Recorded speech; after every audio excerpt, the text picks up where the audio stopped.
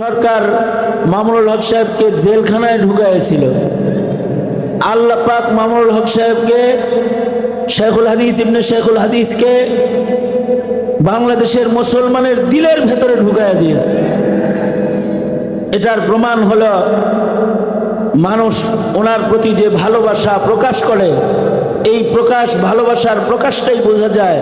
মামুনুল হক জেলখানার নয়, মামুনুল হক হলো এদেশের মুসলিম জনতার হৃদয়ের স্পন্দন। সুতরাং মামুনুল হকের আগামীর নেতৃত্ব এই জাতির ইসলামের ভবিষ্যৎকে সুপ্রতিষ্ঠিত করবে। খেলাফত আলা মিনহাজিন নবুওয়াহ প্রতিষ্ঠায় যে আন্দোলন তিনি করে যাচ্ছেন, আমরা সবাই সাথে আছি তো ইনশাআল্লাহ। মামুনুল হক দামাত বারকাতুহুম উনি এখান থেকে আবার আরেকটা প্রোগ্রামে ওনার অংশগ্রহণ করতে হবে। কোনাবাড়ী উলামা পরিষদের দুদিনব্যাপী আজকের এই বিশাল জনসমুদ্র আল্লামা মামুনুল হক সাহেব হুজুরের শেষ নসিহার মাধ্যমে ইতি ঘটবে। আনুষ্ঠানিকতার অনেক কিছু ছিল, কিন্তু সময়ের স্বল্পতার কারণে আপনারা জানেন গাজীপুর পুরা রোডটা জাম। 2.5 ঘন্টা লেগেছে এ পর্যন্ত আসতে, যানজট।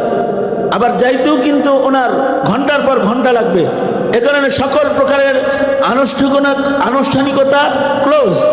আমি এখন এই মুহূর্তে আপনাদের সামনে আজকের এই 2 দিনব্যাপী সম্মেলনের আখেরি আলোচনা, আখেরি বক্তব্য, আখেরি সিদ্ধান্তমূলক কিছু কর্মসূচি, আমাদেরকে দিক নির্দেশনা প্রদান করবেন শেখুল হাদিস ইবনে শেখুল হাদিস আল্লামা মামুনুল হক। তকবীর দিয়া ধ্বনি দেন, তকবীর দিয়া ধ্বনি দেন।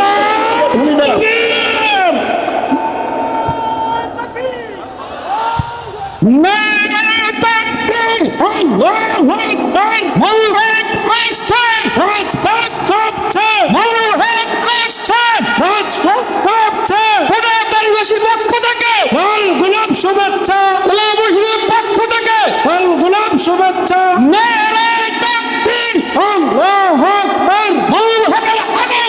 শুভেচ্ছাই স্বাগতম পক্ষ থেকে গোলাম শুভেচ্ছা।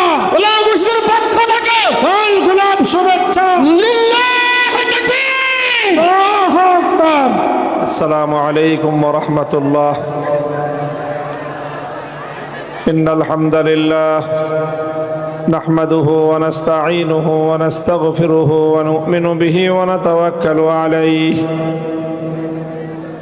ونشهد أن لا إله إلا الله وحده لا شريك له ونشهد أن سيدنا ومولانا محمدًا عبده ورسوله صلى الله تعالى عليه وعلى آله وأصحابه وبارك وسلم تسليما كثيرا. أما بعد فأعوذ بالله من الشيطان الرجيم. بسم الله الرحمن الرحيم. الذين إن مكناهم في الأرض أقاموا الصلاة وآتوا الزكاة وأمروا بالمعروف ونهوا عن المنكر ولله عاقبة الأمور. بارك الله لنا ولكم في القرآن العظيم ونفعنا وإياكم بالآيات والذكر الحكيم. اللهم صل على محمد وعلى آل محمد كما صليت على إبراهيم وعلى آل إبراهيم إنك حميد مجيد. اللهم بارك على محمد وعلى آل محمد كما باركت على إبراهيم وعلى آل إبراهيم إنك حميد مجيد. কোনাবাড়ী উপজেলা উলামা পরিষদের উদ্যোগে আয়োজিত আজকের এই ইসলামী মহাসম্মেলনে উপস্থিত হযরত উলামায়ে কেরাম, সম্মানিত বয়োজ্যেষ্ঠ মুরব্বী সাহেবান, সমবেত ইসলাম প্রিয়, কোরআন প্রেমিক, নবী প্রেমিক, তাওহীদি মুসলমান ভাই ও বন্ধুগণ, কিন্তু দুর্ভাগ্য আমাদের যে যাদের সাথে আমরা জোট বেঁধেছিলাম সেই পশ্চিম পাকিস্তানি খান পাঠানগুলো 24টা বছর শাসনের নামে আমাদেরকে শোষণ করেছে, জুলুম করেছে, অধিকার দেওয়ার কথা বলে অধিকারগুলো শুধু হরণ করেছে, ভ্রাতৃত্বের কথা বলে আমাদের উপর প্রভুত্ব ফলাতে চেয়েছে, আমাদেরকে অধিকার না দিয়ে গোলামীর শেকলে আবদ্ধ করে রাখতে চেয়েছে। এই করতে করতে কোরআনের শাসনের কথা বলল, অথচ দিল আমাদেরকে বৈষম্যের শাসন, ইনসাফের শাসনের কথা বলে আমাদের অধিকারগুলো কেড়ে নিল। আমরা বড় নির্যাতিত, নিপীড়িত এক জাতি। 190 বছর লড়াই করলাম যাদের বিরুদ্ধে, মুক্ত হলো, দেশ স্বাধীন হলো। আমরা স্বপ্ন দেখলাম আল কোরআনের শাসন হবে, ইসলামী শাসন কায়েম হবে, কোরআনী শাসন ব্যবস্থা, কোরআনী বিচার ব্যবস্থা প্রতিষ্ঠা হবে। কিন্তু এই খান পাঠানগুলো 24টা বছর সেই স্বপ্ন পূরণ হতে দেয় নাই। এরপরে আসলো আরেক যুগ। আমরা বৈষম্যের বিরুদ্ধে, অত্যাচার, অবিচার, জুলুমের বিরুদ্ধে বীর বাংলাদেশের মানুষ পশ্চিম পাকিস্তানি খান পাঠানদের বিরুদ্ধে মুক্তিযুদ্ধে ঝাঁপিয়ে পড়লো। 7 কোটি মানুষ লড়াই করলো, ঝাঁটাপেটা করে ওদেরকে বিদায় করলো। বাংলাদেশটা নতুন করে আবার পূর্ব পাকিস্তান, পশ্চিম পাকিস্তান থেকে স্বাধীন হয়ে বাংলাদেশ নামে নতুন রাষ্ট্র অভ্যুদয় হলো। এদেশের মানুষ তখন মনে করলো যে এবার তো আর ব্রিটিশের সাদা চামড়ার শাসকও নাই, আর ওই সমুদ্রের 7 সমুদ্র 13 নদীর ওই পার থেকে পশ্চিম পাকিস্তানি শাসকও নাই। এখন তো আমরা আমাদের দেশের মানুষের দ্বারাই শাসিত হব, এখন আমরা ভাই ভাই মিলে থাকতে পারবো। দুর্ভাগ্য, বিগত 55 বছর এদেশের মানুষের সেই স্বপ্ন পূরণ হয় নাই। নানাভাবে এই দেশ, এই জাতি, আমরা বঞ্চিত রয়ে গেলাম। শেষ 2024 সালের জুলাই মাসে এদেশের ছাত্র জনতা, ইয়াং জেনারেশন, যুবক তরুণরা অকাতরে রক্ত দিল। কোন যুদ্ধ পরিস্থিতি ছাড়া বেসামরিক বাহিনীর হাতে এইভাবে অকাতরে মানুষের জীবন দান বাংলাদেশের মতো এটা নজিরবিহীন ঘটনা পৃথিবীতে। বাংলাদেশের 64টা জেলায় এমন কোন জেলা পাওয়া যাবে না যেখানে জুলাই বিপ্লবের সময় এদেশের যুবক, তরুণ, ছাত্ররা, এমনকি শিশুরা পর্যন্ত সেই ফ্যাসিবাদী শক্তির বর্বর আক্রমণে প্রাণ দিয়েছে, শাহাদাত বরণ করেছে, জীবন দিয়েছে। সহস্রাধিক তাজা প্রাণ ঝরেছে 15 থেকে 20 দিনের এই জুলুম এবং নির্যাতনে। অবশেষে 5ই আগস্ট সেই বিপ্লব সার্থক হলো, অভ্যুত্থান সফল হলো। অত্যাচারী, ফ্যাসিবাদী, খুনি শক্তি দেশ থেকে উৎখাত হলো।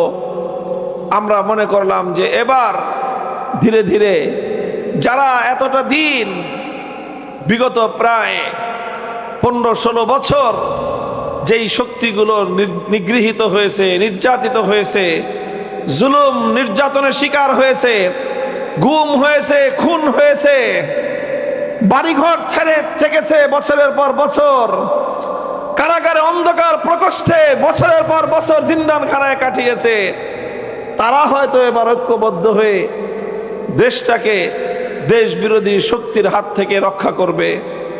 কিন্তু দুর্ভাগ্য আমাদের, কিছুদিন পর থেকেই যারা বিগত সময়ে নির্যাতনের শিকার হয়েছিল তাদের মধ্যে পরস্পর শুরু হয়ে গেল কামড়াকামড়ি। মুহতারাম হাজিরিন, বাস কথা কি বলবো আর, আমি আপনাদেরকে একটা কথাই বলতে চাই যে দেখেন, আমি যখন কারাগারে ছিলাম অনেক মজলুম, অনেক নিপীড়িত নির্যাতিত মানুষ দেখেছি, একসাথে থেকেছি মাসের পর মাস, বছরের পর বছর। দুই শ্রেণীর মানুষ ছিল। এক শ্রেণীর মানুষ যারা ইসলামের জন্য, দ্বীনের জন্য যারা কারাগারের কারারুদ্ধ হয়েছে, আরেক শ্রেণীর মানুষ যারা শুধু রাজনৈতিক কারণে এই জুলুম এবং নির্যাতনের শিকার হয়েছে। তো যারা ইসলামের জন্য মজলুম হয়েছে তাদেরকে দেখে আমার আফসোস লাগতো না, কিন্তু যারা শুধু রাজনৈতিক কারণে নিজেদের জীবনে এইরকম জুলুম নির্যাতনের শিকার যারা হয়েছে তাদেরকে দেখে আমার বেশি দুঃখ লাগতো। কারণটা কি? যে যারা ইসলামের জন্য গেল, জুলুমের শিকার হলো, তাদেরকে দেখে আফসোস হয় না, কিন্তু যারা শুধু রাজনৈতিক কারণে, ইসলামের জন্য না, শুধু রাজনীতি করতে গিয়ে যারা জুলুম নির্যাতন, জেল জুলুম, হামলা মামলা এইসবের শিকার হলো, গুম খুনের শিকার হলো, তাদেরকে দেখে আফসোস এই জন্য লাগতো যে যারা আল্লাহর জন্য করেছে তাদের তো কোনো ঠকা নাই, তাদের লস নাই। কথা বলেন ঠিক কিনা? আল্লাহর পথে গিয়ে যদি জীবনটাও চলে যায়, লাভ না লস? বলেন। আল্লাহর পথে যতটুকু যাবে ততটুকুই লাভ। আল্লাহর পথে যতটুকু জুলুম সহ্য করলাম ততটুকুই লাভ। আল্লাহর পথে যতটুকু জেল জুলুম হুলিয়া বরদাস্ত করলাম ততটুকুই লাভ। আল্লাহর জন্য আমার যতটুকু জান মাল কোরবানি হলো পুরোটাই লাভ। কাজে তার জন্য আর আফসোস কি? সে তো বেটা লাভেই আছে। আফসোস হতো তাদের জন্য যারা দুনিয়াতেও এইরকম জুলুম আর নির্যাতনের শিকার হলো কিন্তু আল্লাহর জন্য হইল না। তাদেরকে দেখে আমার আফসোস হইতো যে বেটা তুই তো আল্লাহর কাছেও পাইলি না, দুনিয়াতে তো হারাইলি। আমি জানি না, আমার এই লোকদের প্রতি খুব একটা সহমর্মিতা, দুঃখ, কষ্ট, তাদের প্রতি আফসোস তৈরি হইতো। আর মনে হইতো যে হায়, এই সব মাজলুম মানুষগুলো, তাদের এই জুলুমের শিকার হওয়াটা যদি একমাত্র আল্লাহর জন্য হতো, একমাত্র আল্লাহর দ্বীনের জন্য হতো, একমাত্র আল্লাহকে রাজি আর খুশি করার জন্য হতো, তাহলে এই লোকগুলি কতই না সৌভাগ্যবান হয়ে যেত। রাসূল আকরাম সাল্লাল্লাহু আলাইহি ওয়াসাল্লামকে এক লোক জিজ্ঞাসা করেছিলেন, একজন ব্যক্তি, আর রাজুলু ইউকাতিলু আনিল হামিল লিল হামিয়া ওয়ার রাজুলু ইউকাতিলু লিন ফুলান লিফুলান ফামান ফি সাবিলিল্লাহ। যে এক একজন এক এক কারণে যুদ্ধ করে। কেউ নিজের স্বজাতির প্রেমে যুদ্ধ করে, কেউ নিজের দেশপ্রেমের জন্য যুদ্ধ করে, কেউ নিজের সম্প্রদায়ের ভালোবাসায় যুদ্ধ করে, কেউ নানা কারণে দুনিয়ার রাজনীতির কারণে যুদ্ধ করে। তো এই যারা যারা যোদ্ধা, এদের মধ্যে আল্লাহর পথের যোদ্ধাকে, আল্লাহর পথের যোদ্ধা ফামান ফি সাবিলিল্লাহ, আল্লাহর পথের মুজাহিদকে রাসূল আকরাম সাল্লাল্লাহু আলাইহি ওয়াসাল্লাম জবাব দিয়েছিলেন, মান কাতালা লিতাকুনা কালিমাতুল্লাহি হিয়াল উলিয়া ফাহুয়া ফি সাবিলিল্লাহ। মান কাতালা লিতাকুনা কালিমাতুল্লাহি হিয়াল উলিয়া ফাহুয়া ফি সাবিলিল্লাহ। আল্লাহর নবী বললেন, একমাত্র ওই ব্যক্তি আল্লাহর রাস্তার মুজাহিদ, যে ব্যক্তি আল্লাহর জমিনে আল্লাহর কালিমাকে বুলন্দ করার জন্য, আল্লাহর দ্বীনকে বুলন্দ করার জন্য, ইসলামকে বিজয়ী করার জন্য যে লড়াই করে, যুদ্ধ করে, সেই হলো একমাত্র আল্লাহর পথের মুজাহিদ। ভাই, শুধু যুদ্ধ করলেই মুজাহিদ হওয়া যায় না, শুধু লড়াই করলেই মুজাহিদ হওয়া যায় না, শুধু জীবন দিলেই শহীদ হওয়া যায় না। জীবন দিতে হবে কার জন্য? আর এক হাদিসের মধ্যে আল্লাহ রাসূল সাল্লাল্লাহু আলাইহি ওয়াসাল্লাম ইরশাদ করেছেন, তিন ব্যক্তিকে সর্বপ্রথম কিয়ামতের দিন আল্লাহর দরবারে হাজির করা হবে। একজন ব্যক্তি হলো দানবীর, দুনিয়াতে দান খয়রাত করতে করতে চতুর্দিক ভাসায় ফেলেছে। আরেক ব্যক্তি হলো এলেম শিখে অনেক বড় আলেম হয়েছে, মানুষকে অনেক এলেম শিখাইছে, মানুষকে অনেক দিনের দাওয়াত দিয়েছে। আরেক লোক হলো জিহাদ, যুদ্ধ করতে করতে শহীদ হয়ে গেছে।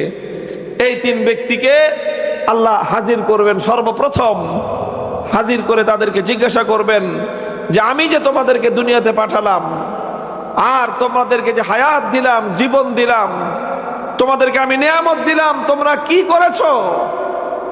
তখন একজন একজন করে বলবে। প্রথম দানবীর বলবে যে আল্লাহ, আপনি আমাকে অনেক সম্পদ দিয়েছিলেন, এই সম্পদগুলো দিয়ে আমি আপনার জন্য বহু দান করেছি, মানুষকে অনেক সাহায্য করেছি, দান খয়রাত করেছি।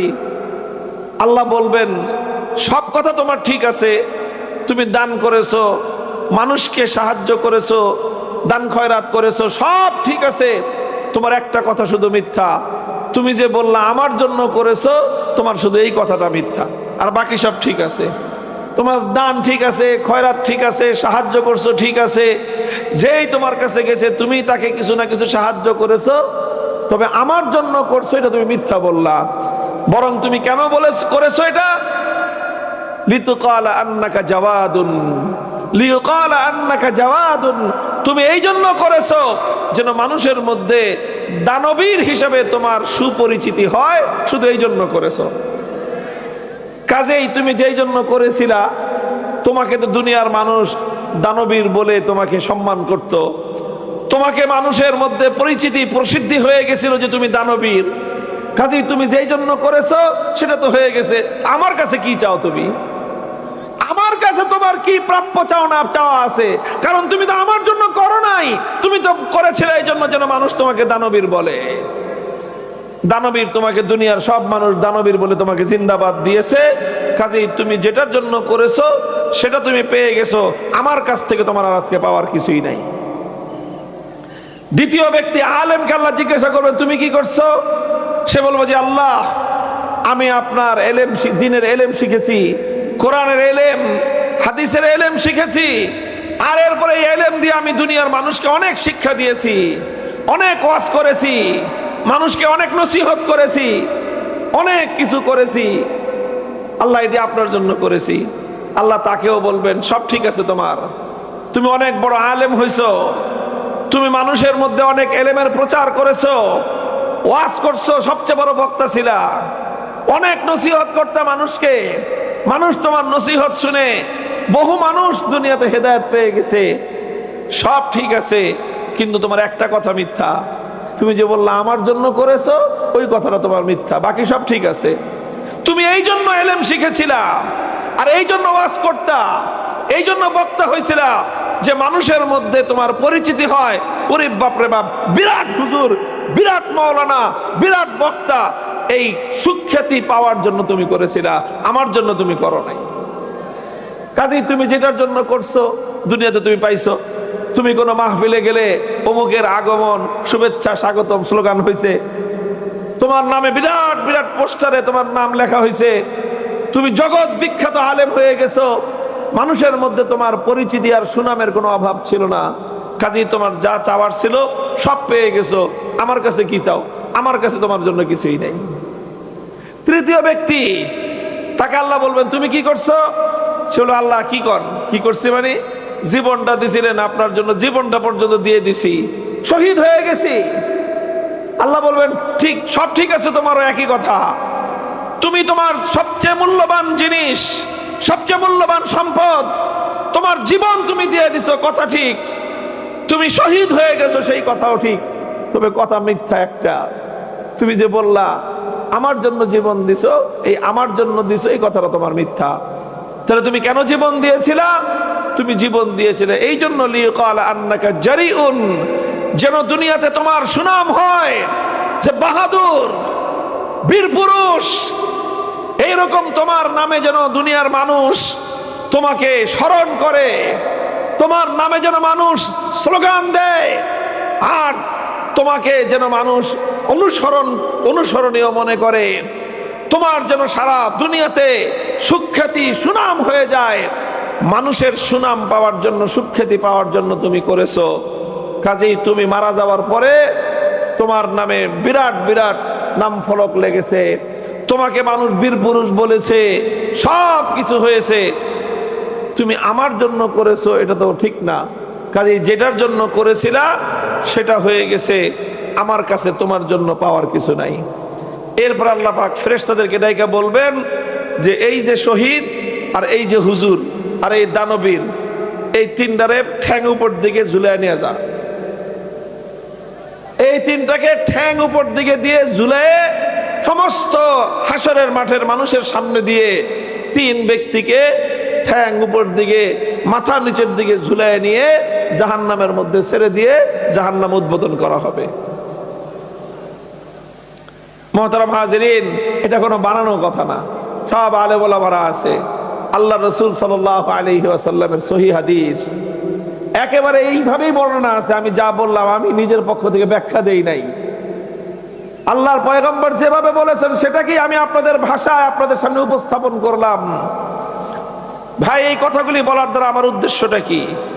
উদ্দেশ্য হলো এই, বহু যুবক আছে, বহু মানুষ আছে জীবনের ঝুঁকি নিয়ে সংগ্রাম করে, লড়াই করে, প্রতিপক্ষের সাথে যুদ্ধ করে, জীবনের মায়া নাই। এই মানুষগুলো কত মূল্যবান, কত দামি ছিল, এদের জীবন কত মূল্যবান আর কত দামি ছিল। যদি এই জীবন আর এই সাহস, এই উদ্যম, তাদের এই সাহসিকতা, তাদের এই বীরত্ব, এটা যদি আল্লাহর জন্য হতো, আল্লাহর দ্বীনের জন্য হতো, তারা দুনিয়াতে সবচেয়ে দামি মানুষ হয়ে যেত।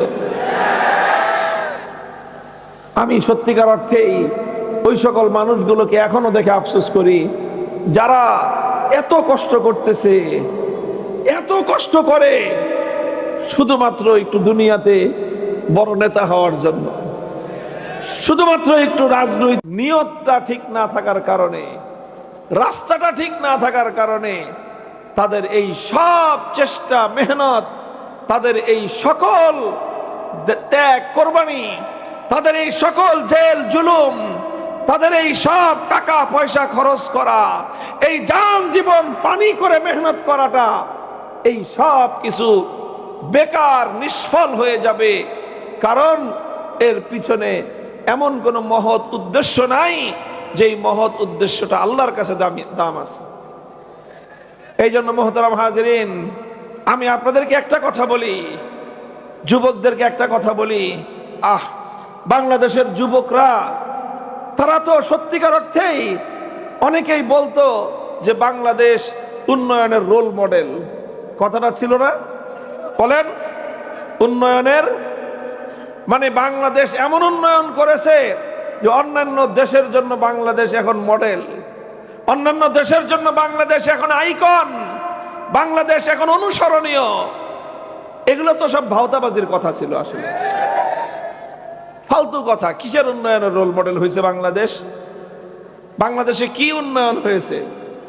এটা স্বাভাবিক উন্নয়ন, 15 বছরে যতটুকু উন্নয়ন হওয়ার কিছু উন্নয়ন হবেই। কারণ উন্নয়ন যদি না হয় চুরি করবে কোত্থেকে? 28 লক্ষ কোটি টাকা বাংলাদেশ থেকে চুরি করেছে। করতে পারেন কত? 28 কোটি, 2800 কোটি, 28,000 কোটি, 28 লক্ষ কোটি। এই ভাই, 1 লক্ষ কোটি টাকা কত টাকায় হয় করতে পারেন? 28 লক্ষ কোটি টাকা, 28 লক্ষ কোটি টাকা অল্প কয়েকটা মানুষ মিলে দেশ থেকে চুরি করে নিয়ে গেছে। এই 28 লক্ষ কোটি টাকা চুরি কেমনে করছে? এই যে মেগা মেগা প্রকল্প নিছে, এখন যত বড় প্রকল্প তত বড় চুরির ব্যবস্থা। ভাই, কাম যদি 10 টাকার, চুরি করবেন কয় টাকা? বলেন, সবচেয়ে বেশি চুরি করলেও তো 8 টাকা না 9 টাকায় চুরি করতে পারবেন, 1 টাকার তো কাম করতে হবে। এখন এই যে বড় চুরি করতে হলে বড় কাম ধরা ছাড়া উপায় নাই। এখন এই বিশাল বিশাল কাম ধরছে যাতে বিশাল বিশাল চুরি করা যায়। দেশটাকে ফোকলা করে ছেড়ে দিছে। এক একটা ব্যাংক ভয়ঙ্কর যে কাজগুলো করেছে, ব্যাংকগুলো আরো কি ভয়ঙ্কর কাজ, যতগুলো ইসলামী ব্যাংক ছিল, ইসলামী ব্যাংক যেগুলো ছিল, সেই ব্যাংকগুলোকে ক্ষমতার অপব্যবহারের মাধ্যমে এই ব্যাংকগুলোকে তারা ফাঁদ বানাইছে, ফাঁদ। কারণ সাধারণ মানুষ অন্য ব্যাংকের চেয়ে ইসলামী ব্যাংকে টাকা বেশি রাখে। যখন একটা ব্যাংকের সাথে দেখে যে শাহজালাল ইসলামী ব্যাংক, আলারাফা ইসলামী ব্যাংক, সোশ্যাল ইসলামী ব্যাংক, হ্যাঁ, তারপরে এই জাতীয় আপনার ইসলামী নাম যখন দেখে মানুষ, তখন মানুষের, আমাদের দেশের মানুষ ধর্মভীরু, তারা এখানে আস্থা রাখে, টাকা এখানে সঞ্চয় রাখে বেশি। সাধারণ মানুষ, আরে ভাই ব্যাংকে টাকা রাখে কারা জানেন? এটা আমি আপনাদেরকে একটা কথা, আমি আবার অর্থনীতি নিয়ে পড়াশোনা করছি, তো এই সমস্ত তথ্য আমাদের জানা আছে। ব্যাংকে সঞ্চয় করে কারা আর এই ব্যাংকের টাকা ভোগ করে কারা? সঞ্চয় করে সাধারণত যারা মধ্যবিত্ত এবং নিম্নবিত্ত তারা। ব্যাংকের সঞ্চয়টা হলো income minus expenditure, income minus expenditure equal to savings. আয় করছে 100 টাকা, খরচ করছে 90 টাকা, বাঁচছে কত? এই 10 টাকা থাকে ব্যাংকে সেভিংস করে। এটা হলো কারা করে? কারা করে? শত কোটি টাকার মালিক যারা, এরা না। যারা হাজার হাজার কোটি টাকার মালিক, এরা কেউ ব্যাংকে টাকা রাখে না। শত কোটি টাকার মালিক কেউ ব্যাংকে টাকা রাখে না। কোটিপতি যারা, এরা কেউ ব্যাংকে টাকা রাখে না। ব্যাংকে টাকা রাখে কারা? যার বেতন মাসে 25,000 টাকা, সংসার খরচ হয়ে যায় 22,000, ওই 3,000 টাকাও যদি ব্যাংকে না রাখে জানে থাকবে না। চিন্তা করে 10 বছর পরে কি করব, এই জন্য একটা ডিপিএস খুলে ওই 2,000 3,000 করে করে মাসে জমায়। এই ভাই, মাসে জমায় কে? বড় লোকে জমায়? জমায় কারা? গরিব মানুষ, মধ্যবিত্তের মানুষ, তারা একটু একটু করে জমায়, যে যদি কোনোদিন বড় একটা টাকার প্রয়োজন হয়, 10 বছর পরে, 20 বছর পরে, 50 বছর পরে যখন আমি বুড়ো হয়ে যাব, তখন যেন আমার একটা কিছু উপায় থাকে। এই জন্য একটু একটু একটু একটু করে নিজের খাবার পয়সা বাঁচায়, নিজের শখ পূরণ না করে, নিজের একটা চাদর কম কিনে, একটা পাঞ্জাবি কম বানায়, একটা শাড়ি, একটা জামা কম কিনে, সেই টাকাটা মাসের শেষে ব্যাংকে রাখে। এই হলো ব্যাংকের ডিপোজিট, এই হলো ব্যাংকের ডিপোজিট। এইভাবে হাজার হাজার লক্ষ লক্ষ মানুষ ব্যাংকগুলোতে টাকা রাখে। আপনারা, আমরা এরকম গরিব মানুষ 1 লক্ষ মানুষ মিলে যেই টাকাটা রাখলো, ওখানে গিয়ে মনে করেন হইল 10,000 কোটি টাকা। আর এক শিল্পপতি আইসা একদিন ব্যাংকের ম্যানেজার রে ঘুষ খাওয়ায়, অথবা ব্যাংকের যারা ম্যানেজমেন্টের দায়িত্ব আছে, ওরা নিজেরা আলাপ আলোচনা করে, যোগ সাজস করে একজনকে 10,000 কোটি টাকা তাকে লোন দিয়ে দিল। এখন এই বেটা 10,000 কোটি টাকা লোন নিছে কি জন্য? ব্যবসার নাম দিয়ে নিয়ে এই টাকাটা দিয়ে কানাডায় গিয়ে বেগম পাড়া করছে। এই হলো কাজ হয়েছে এই দেশটায়। আর নাম দিছে উন্নয়নের রোল মডেল। কত বড় ভাওতাবাজি আর ধোকাবাজির সিস্টেম চলেছে। বাংলাদেশ উন্নয়নের রোল মডেল এখনো হতে পারে নাই। তবে বাংলাদেশ একটা বিষয়ে রোল মডেল হয়েছে, একটা বিষয়ে। সেই বিষয়টার নাম হলো তারুণ্যের জাগরণ। বাংলাদেশ রোল মডেল হয়েছে ইয়াং জেনারেশনের বিপ্লবের role model. Bangladesh role model হয়েছে অন্যায়, ফ্যাসিবাদ, জুলুমের বিরুদ্ধে তবু তরুণ ছাত্র যুব সমাজের বিপ্লব।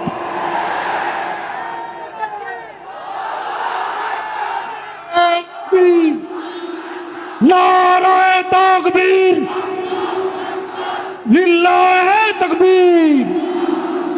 আল্লামা মামুনুল হক জিন্দাবাদ। আল্লামা মামুনুল হক এগিয়ে চলেন, আমরা আছি আপনার সাথে। নারায়ে তাকবীর। মুহতারাম হাজিরিন, আমি বলতেছি, আমি এই জায়গাটাকে আইডেন্টিফাই করেছি। আমরা সমাজ নিয়ে কাজ করি, কথা বলি। এই জন্য আমি খুব গভীরভাবে লক্ষ্য করেছি যে বাংলাদেশের আমাদের এই তরুণ যুবকরা একটা অসাধ্য সাধন করেছে, অবশ্যই আল্লাহ পাকের সাহায্যেই করেছে। আল্লাহর সাহায্য না হলে সম্ভব ছিল না।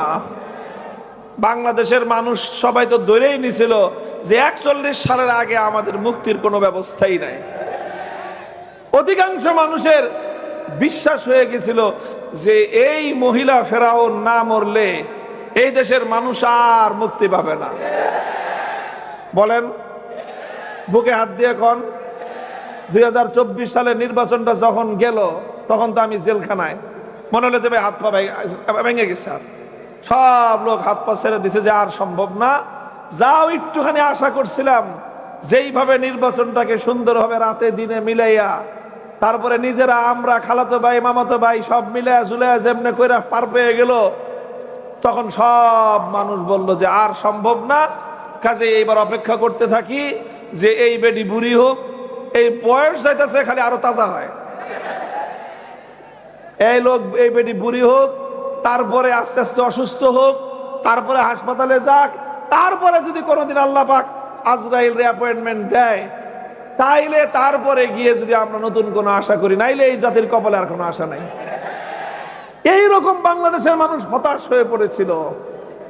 সেই হতাশার জায়গায় ফাতাহুমুল্লাহু মিন হাইসু লাম ইয়াহতাসিবু ওয়া কাযাফা ফি কুলুবিহিমুর রুব ইউখরিবুনা বুয়ুতাহুম বিআইদিহিম ওয়া আইদিল মুমিনিন ফাতাবিরু ইয়া উলিল আবসার। আমার আল্লাহ পাক রব্বুল আলামিন আবাবিল পাখির মতো ক্ষুদ্র ক্ষুদ্র পাখিগুলো যেমন আব্রাহার বিশাল হস্তি বাহিনীকে আল্লাহর ঘর ধ্বংস করতে আসার কারণে আমার আল্লাহ কুদরতের মাধ্যমে ছোট ছোট পাখির দ্বারা বিশাল বিশাল হস্তি বাহিনীকে আমার আল্লাহ যেভাবে ধ্বংস করে দিয়েছিলেন, বাংলার ক্ষমতার মসনদে আসীন যুগের এক ফেরাউনি শক্তিকে আল্লাহ পাক রব্বুল আলামিন ক্ষুদ্র ক্ষুদ্র ছাত্র জনতার সম্মিলিত শক্তির মাধ্যমে আল্লাহ পাক পতন ঘটিয়েছেন। কে করেছেন? কাজেই আমাদের সবারই এই কথাটা মনে রাখা উচিত যে শুধু আমরা আমরা করে ফেলছি, ব্যাপারটা এমন না। আমরা খালি একটাই কাজ করেছি। কি কাজ? জুলুম সহ্য করেছি। আমরা কি করছি? খালি মাইর খাইছি, এছাড়া আর কিছুই করতে পারি নাই। মাইর খাইছি আর কাঁদছি আল্লাহর কাছে। বাংলাদেশের মানুষ কি করছে রে ভাই? বলেন কি করছে? মাইর খাইছে আর কি করছে? কাঁদছে। ওই কান্নাটা আল্লাহর কাছে গিয়ে পৌঁছে। আল্লাহর পয়গম্বর হাদিসের মধ্যে ইরশাদ করেছেন, স্বয়ং আমার আল্লাহর কথা, আল্লাহ নিজে বলেছেন, এটাকে বলা হয় হাদিসে কুদসি।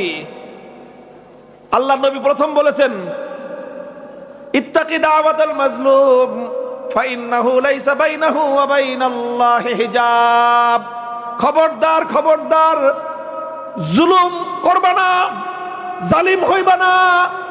মাজলুমের আহাজারিতে তুমি ভয় পাও, জালিমের মাজলুমের আহাজারিকে তুমি হালকা মনে করো না, মাজলুমের আহাজারিকে তুমি সাধারণ কিছু মনে করো না। তুমি একটা শক্তিশালী মানুষকে আঘাত করতে পাও, আঘাত করো না, কারণ তুমি জানো শক্তিশালী মানুষকে আঘাত করলে পাল্টা আঘাত তোমার সহ্য করতে হবে। এই জন্য তুমি দুর্বলের উপর আঘাত করো। আল্লাহর পয়গম্বর বলতেছেন, ও দুনিয়ার বোকা মানুষ, বেকুব মানুষ, পারলে শক্তিশালী মানুষের উপর আঘাত করিস, দুর্বলের উপর আঘাত করিস না। কারণ দুর্বল প্রতিশোধ দিতে পারেন না, কারণ দুর্বলের শক্তি নাই।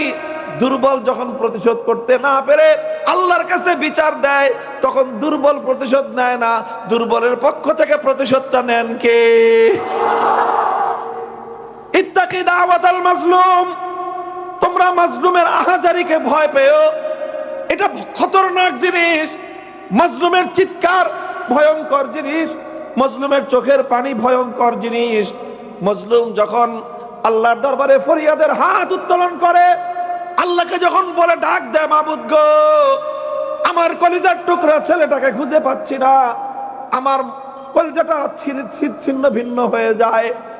একটা মা যখন খোদার দরবারে ফরিয়াদের হাত উত্তোলন করে যে আল্লাহ, আমার বাচ্চা ধন গুম হয়ে গেল, মাসের পর মাস আমি তারে পাই না, রাতের পর রাত কেটে যায়, মায়ের ঘুম আসে না, মা আশায় বুক বেঁধে থাকে, এই বুঝি তার হারিয়ে যাওয়া সন্তান তার কোলে ফিরে আসবে।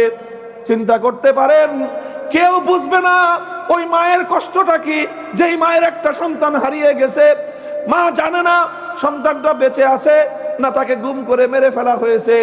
এই মা একদিন নয়, 2 দিন নয়, 1 মাস নয়, 2 মাস নয়, এই মা তার জীবনের শেষ মুহূর্ত পর্যন্ত হারিয়ে যাওয়া সন্তানের পথের দিকে থেকে তাকিয়ে থাকে।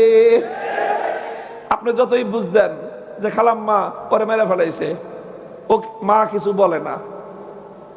আপনি বলেন আপনার আম্মারে, আম্মা আমার ছোট ভাইটা আর ফিরে আসবে না, ওরে মনে হয় মেরে ফেলছে, আপনার আম্মা আপনাকে কিছু বলে না।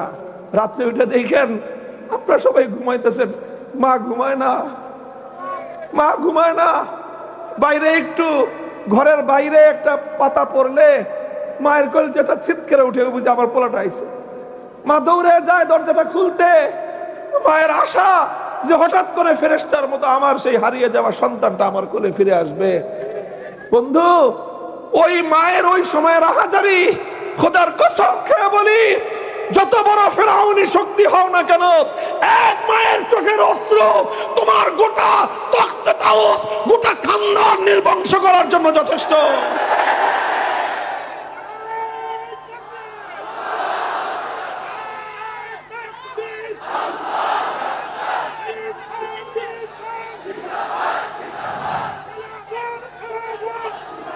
মুহতারাম হাজিরিন, আমি বলতেছিলাম এই ছিল বাংলাদেশের মানুষের অবস্থা। আমরা শুধু কি করছি, কি বলেন, মায়ের খাইছি আর কানছি। আসলে আমরা আর কিছুই করি নাই। আমাদেরকে মারছে, আমরা মায়ের খাইছি আর কানছি।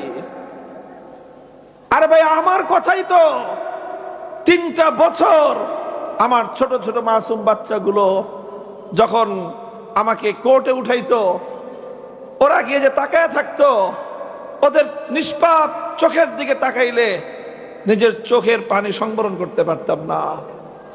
ওই বাচ্চাগুলো কাছে আসতে চাইলে কাছে আসতে পারতো না। এই যে করুণ কাহিনী, এই কাহিনীর তো অভাব ছিল না বাংলাদেশে। বাংলাদেশের মানুষই একটা কামি করছে, মার খাইছে আর কানছে। এই পানিগুলো সব গিয়ে খোদার আরশে জমা হয়েছে। আল্লাহ বলেন, আল্লাহ নিজে বলেন, হে মজলুম, তোর ফরিয়াদ, তোর আর্তচিৎকার দুনিয়ার কোন জালিমের পাষাণ ভেদী হৃদয় পর্যন্ত হয়তো পৌঁছতে পারে না। দুনিয়ার জালিমের দরবারে যেই উন্মুক্ত নাচ গানের আর বিশাল বিশাল বিভিন্ন আয়োজন হয়, সেই আয়োজনের সেই তুমুল আওয়াজকে ভেদ করে জালিমের কর্ণকুহর পর্যন্ত হয়তো পৌঁছতে পারে না। কিন্তু মনে রাখবি, তোর কান্নার এই ধ্বনি দুনিয়ার কেউ না শুনলেও আমি আরশের মালিক, সঙ্গে সঙ্গে তোর কান্নার আওয়াজ আমি শুনতে পাই। আল্লাহ শুনে সঙ্গে সঙ্গে আল্লাহ একটা রিপ্লাই দেন, আল্লাহ একটা জবাব দেন। আল্লাহ শুধু শুনে বসে থাকেন না, আল্লাহ প্রত্যেকটা মজলুমের আহাজারির সঙ্গে সঙ্গে আল্লাহ রিপ্লাই দেন। আল্লাহ কি বলেন সেটাও আল্লাহ নিজে বলে দিয়েছেন, লা আনসুরান্নাকা ওয়ালাউ বা'দা হিন। লা আনসুরান্নাকা, ওলামায়ে কেরামকে জিজ্ঞাসা করে দেখবেন, লামে তাকিদ বা নুনে তাকিদ সাকিলা। আল্লাহ বলেন 3 বার করে বলেন, অবশ্যই অবশ্যই অবশ্যই আমি তোমাকে সাহায্য করবই। ওয়ালাউ বা'দা হিন, আল্লাহ বলেন যে হ্যাঁ, একটু টাইম লাগতে পারে, সময় লাগতে পারে। 5 বছরের জায়গায় 10 বছর, 10 বছরের জায়গায় 15 বছর, 15 বছরের জায়গায় 15.5 বছর।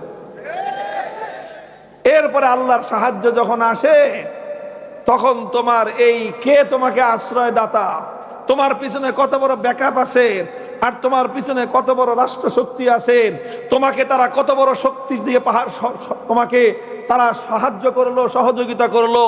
তুমি কিভাবে প্রশাসন সাজাইলা, কিভাবে তুমি বাহিনী সাজাইলা, কিভাবে তুমি দুর্ভেদ্য কেল্লা তৈরি করলা, আমার আল্লাহর কুদরতের কাছে ওগুলি দেখার টাইম থাকে না। আল্লাহ যখন ধরে, তোমার পুরা বাসা বাড়ি, তোমার গোষ্ঠী শুদ্ধা, সব শুদ্ধা আল্লাহ পাক রব্বুল আলামিন এমন ভাবে পাকড়াও করেন, সমস্ত মজলুমের চোখ ঠান্ডা হয়ে যায় একদিনে। মুহতারাম হাজিরিন, কথা আমি আর লম্বা করলাম না, এদিক সেদিক থেকে কিছু কথা বললাম। একটা কথাই বোঝাইতে চাইতেছি আপনাদেরকে। আমি বলেছিলাম, এদেশের মানুষ বিগত দিনগুলোতে একটা বিষয় এই দুনিয়ার মানুষের সামনে আমরা রোল মডেল হতে পেরেছি। আমাদেরকে দেখে এই পাক ভারত উপমহাদেশের আরো বিভিন্ন দেশের ইয়াং এবং তরুণ যুবকদের মধ্যে জাগরণ তৈরি হয়েছে। তাদের মধ্যে জাগরণ তৈরি হয়েছে। তারা আমাদের যুবকদেরকে দেখে, বাংলাদেশের তরুণদেরকে দেখে তারা উজ্জীবিত হয়েছে। আমাদের তরুণদের স্লোগানগুলোকে বিভিন্ন দেশের তরুণরা তারা এটাকে নকল করেছে। আমাদের তরুণদের স্লোগান নিয়ে তারাও এরকম বিপ্লব, জুলুমের বিরুদ্ধে, অন্যায়ের বিরুদ্ধে তারা মাঠে নেমেছে। কাজেই আমার দেশের তারুণ্য, আমার দেশের ছাত্র জনতা, আমার দেশের যুবক, আমার দেশের ছাত্ররা, অনেকে শুধু ছাত্রদের কথা বলেন। আমি জুলাই বিপ্লবকে খুব ভালো করে অধ্যয়ন করে দেখেছি। ছাত্রদের পিছনে আরেকটা শক্তি তারা ব্যাকআপ হয়ে দাঁড়ায়ছিল, তারা হলো শ্রমিক, গার্মেন্টসের শ্রমিকরা, বিভিন্ন কলকারখানা ফ্যাক্টরির শ্রমিকরা, তারাও ছিল মাঠে। তারা ময়দানে ছাত্রদেরকে বলছে, তোমরা যাও ভাই, আমরা আছি তোমাদের সাথে। অথচ এই আন্দোলনে শ্রমিকদের কোনো স্বার্থ ছিল না। তারা শুধুমাত্র অন্যায়ের বিরুদ্ধে, জুলুমের বিরুদ্ধে, অত্যাচারের বিরুদ্ধে ছাত্র জনতার পাশে ছিল। আমার আল্লাহ পাক রব্বুল আলামিন এই সকল কচি কাঁচা ছাত্রদের হাতে এমন ঝানু রাজনৈতিক শক্তিকে, এমন পতন, এমন শিক্ষা, এমন ধ্বংস আল্লাহ পাক তাদের কপালে দিয়েছে। বাইচা থাকবি, দূরের থেকে দেখতে থাকবি, সামনে যেতে পারবি না। মরে গেলে তো শেষ হয়ে যেত। আল্লাহ পাক রব্বুল ইজ্জত এমন শাস্তি দিবেন, তুই থাকবি, চেয়ে চেয়ে দেখবি যে বাংলাদেশে তুই আসতে পারবি। দূর থেকে খালি গালাগালি মারতে পারবি আর বড় বড় কথা কইতে পারবি, কিন্তু এই দেশে তুই আর কোনোদিনও আসতে পারবি। মুহতারাম হাজিরিন, আমি সবগুলো কথার পিঠে একটাই কথা বলতে চাই। যারা আজকে বিভিন্ন তন্ত্রের জন্য, বিভিন্ন মন্ত্রের জন্য জীবন দিচ্ছ, বিভিন্ন নেতার আদর্শের জন্য জীবন দিচ্ছ, বিভিন্ন মতাদর্শের জন্য জীবন দিচ্ছ, হায় যুবক, তোমার এই জীবন এত কম দামি না, তোমার এই যৌবনের দাম এত কম না। আমি আল্লাহর নামের শপথ করে একটা কথা বলি, বিশেষ করে যুবকদেরকে বলি, তোমার যৌবনের মূল্য দেওয়ার ক্ষমতা পৃথিবীর কোন শক্তির নাই। তোমার এই যৌবনের দাম, মূল্য চুকানোর ক্ষমতা আছেন একমাত্র ওই সত্তার, যিনি তোমাকে সৃষ্টি করেছেন এবং তোমাকে যৌবন দিয়েছেন। তিনি ছাড়া তোমার যৌবনের দাম কেউ দিতে পারবে না। নেতা তোমার কিছুদিন খাটাইতে পারবে, এমপি তোমাকে কিছুদিন ব্যবহার করতে পারবে, তোমাকে দিয়ে সে বড় নেতা হতে পারবে, তোমাকে কিছু টাকা দিতে পারবে, আর তোমাকে ছোট পাতি নেতা বানাইতে পারবে। এই কয়েকটা জিনিস তুমি পাইবা। নেতার অধীনে থেকে পাতি নেতা হইতে পারবা, টাকা পাইবা, নেতা তোমার আরো বড় নেতা হবে, এগুলো তুমি পাবা। তোমার দলের আদর্শ জিন্দা হবে, তোমরা রক্ত দিবা, জীবন দিবা, তোমার নেতার আদর্শ প্রতিষ্ঠা হবে, তুমি স্লোগান দিবা, জেল খাটবা, তোমার দল হয়তো ক্ষমতায় যাবে। বেটা তোর লাভটা কি? দেখেন হযরতে রিবিঈ ইবনে আমির রাদিয়াল্লাহু আনহু, আল্লাহর নবীর সাহাবী, যখন তারা রোমান সাম্রাজ্যের সঙ্গে যুদ্ধ করতে গেলেন, তো রোমান সেনাপতি তাকে ডেকে জিজ্ঞাসা করলো, মানিবতা আসাকুম বলিমাবতা আসাকুম, এই কে পাঠাইছে রে তগরে? এই আরব থেকে তোরা আসছস সিরা ফাটা জামা গায়ে দিয়ে আমাদের বিশাল রোমান সাম্রাজ্যের সঙ্গে যুদ্ধ করতে, টক্কর দিতে। বেকুব জানি কথাকার, চিনশ্রম সাম্রাজ্য কি জিনিস? আমেরিকার মতো সুপার পাওয়ার। খাইতে পারস না, না খেয়ে থাকস, 3 বেলা জায়গা 2 বেলা খাস, বেটা একটা ভালো কাপড় পরতে পারস নাই, আইসস আমার দেশে যুদ্ধ করতে। তুই জানোস রোমান সাম্রাজ্য কি জিনিস? কে পাঠাইছে তোদেরকে আর কেন পাঠাইছে? প্রশ্ন দুটা করছিল রোমান সেনাপতি রুস্তম। রুস্তমের নাম শুনছেন না? রুস্তম হলো পৃথিবীর ইতিহাসে রোমান সেনাপতি। রোমান সেনাপতি আল্লাহর নবীর একজন দরিদ্র সাহাবী, যার জামা কাপড় ছেঁড়া। সাহাবায়ে কেরামের তো জামা কাপড় ছিঁড়াই থাকতো, খলিফা হয়ে গেছে তাও জামার তালি ছুটে নাই। তো এই কাপড় সাপড় দেখে কইছে, এই বেটা ভালো জামা গায়ে দেওয়ার পয়সা নাই, 2 বেলা পেট ভরে খাইতে পারস না, আইসস রোমান সাম্রাজ্যের সাথে যুদ্ধ করতে। জানোস রোমান সাম্রাজ্য কি জিনিস? কে পাঠাইছে, কেন পাঠাইছে? এই 2টা প্রশ্ন ছিল। তিনি কি জবাব দিলেন? তিনি দুইটার প্রশ্নে দুইটা ছোট্ট ছোট্ট দুইটা জবাব দিলেন। প্রথম কথা, কে পাঠাইছে? আল্লাহু ইফতাসানা, আল্লাহ পাঠাইছে। কে পাঠাইছে? চিৎকার করে বলো, কে পাঠাইছে? মিছিলে যাইবা, সংগ্রামে যাইবা, আন্দোলনে যাইবা, যেটাতেই যাও এমন কাজে যাইবা যেন বলতে পারো আল্লাহ পাঠাইছে। এমন কাজে যাইও না যেখানে বলতে হয় নেতায় পাঠাইছে। ভাই আমিও পাঠাইতে চাই না, আমার কথা কেউ বলো না। এমন কাজ করবা, এমন আদর্শের জন্য লড়াই করবা যেন তুমি বুকে হাত দিয়ে বলতে পারো কে পাঠাইছে। এটা তোমাকে কেউ মাসলা দেওয়ার দরকার নাই, ফতোয়া দেওয়ার দরকার নাই। আমি তোমাকে তোমার নিজের আত্মাকে জিজ্ঞাসা করতে বললাম, তুমি এমন কাজে যাবা যেই কাজে তুমি বুকে হাত দিয়ে বলতে পারবা কে পাঠাইছে। সবাইকে ধোকা দেওয়া যায়, নিজেকে ধোকা দেওয়া যায় না। বলেন, এই জন্য আল্লাহ নবী বলছেন ইস্তাফতি কলবাক, নিজের মনকে জিজ্ঞাসা কর, তুই বেটা তুই কি সঠিক পথে আসো না ভুল পথে আসো, নিজেরে জিগাও। বিবেককে জিজ্ঞাসা করো।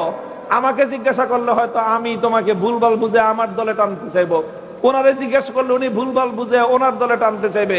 তুমি তোমার বিবেককে জিজ্ঞাসা করো, তোমার বিবেক কোনোদিন তোমাকে ধোকা দিবে না। এই জন্য সাহাবীর বলেছিলেন আল্লাহু ইফতাসানা, আরে পাঠাইছেন কে?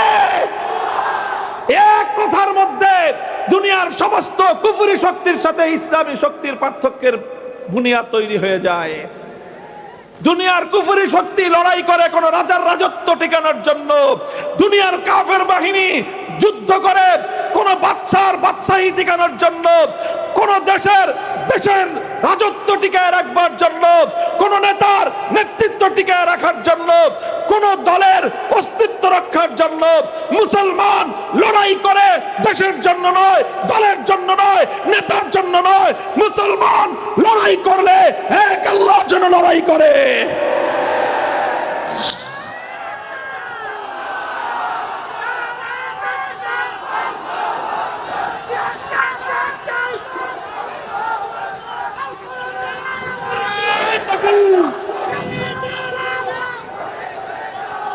নারায়ে তাকবীর। তন্ত্রমন্ত্রের দিন শেষ, হয়তো খেলাফত, হয়তো খেলাফত। এই জন্য সাধারণ জনতা, ইয়াং জেনারেশন, আমার তরুণ ছাত্র এবং শ্রমিক জনতা, বিশেষ করে আমি তোমাদের এই দুই শ্রেণীকে লক্ষ্য করে আমি বলছি, আবার বলছি, ছাত্র এবং শ্রমিক জনতা, জুলাই বিপ্লবের মাধ্যমে দুনিয়াকে দেখিয়ে দিয়েছো বাংলাদেশ কি জিনিস। তবে একটু কাম বাকি আছে তোমাদের, অর্ধেক হয়েছে, বাকি অর্ধেক বাকি আছে। রক্ত দিয়ে জীবন দিয়ে ফ্যাসিবাদ বিতাড়িত করেছ, আরেকটা লড়াই করতে হবে, আরেকটা সংগ্রাম করতে হবে, আরেকটা বিপ্লব করতে হবে আল্লাহর জমিনে আল কোরআনের শাসন কায়েমের জন্য।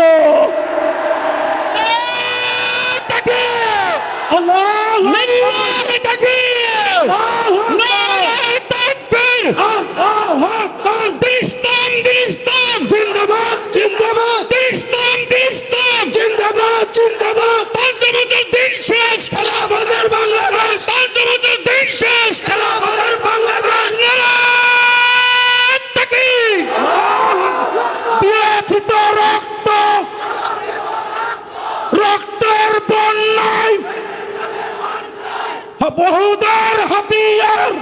বসেন, ভাইয়ের নাম কি? দাঁড়ান দাঁড়ান। জেম রুহুল আমিন ভাই আমাদের এই গাজীপুরের এক আসন, না গাজীপুর এক আসন থেকে হাত পাখা প্রতীকে ইসলামী আন্দোলন বাংলাদেশ হযরত পীর সাহেব চরমনায়ের মনোনীত প্রার্থী। ইনশাআল্লাহ ওনার জন্য আপনারা দোয়া করবেন। যারা যারা এখানে মনোনয়ন চেয়েছে, যারা যারা এখানে আপনার চিন্তা করতেছে, দোয়া করবেন আল্লাহ যার দ্বারা দেশ জাতি এবং ইসলামের কল্যাণ হয় তার পক্ষে থাকবেন এবং তার জন্য দোয়া করবেন। সুবহানাল্লাহি ওয়া বিহামদিহি, সুবহানাকাল্লাহুম্মা বিহামদিক, আশহাদু আল্লা ইলাহা ইল্লা আনতা আস্তাগফিরুকা ওয়া আতুবু ইলাইক। ইয়া হাইয়্যু ইয়া কাইয়্যুম বিরহমাতিকা নাস্তাগীস, আসলিহ লানা শারানা কুল্লাহ ولا تكلنا إلى أنفسنا طرفة عين ইলাহুল আলামিন রব্বুল আলামিন আমাদের প্রিয় ভাই আয় আল্লাহ জাতির সাহসী সন্তান শরীফ ওসমান হাদিকে আয় আল্লাহ কুদরতের মাধ্যমে পরিপূর্ণ সুস্থতা দান করুন আল্লাহ। আয় আল্লাহ ষড়যন্ত্রকারীদের মুখোশ উন্মোচন করে দেন। আয় আল্লাহ হত্যার উদ্দেশ্যে যারা এই হামলা চালিয়েছে তাদের প্রকৃত পরিচয় জাতির সামনে আপনি শনাক্ত এবং উন্মোচন করে দেন। ربنا تقبل منا إنك أنت السميع العليم وتب علينا يا مولانا إنك أنت التواب الرحيم إله العالمين علماء کرام কিয়াদত তাদের নেতৃত্ব জাতির উপর প্রতিষ্ঠিত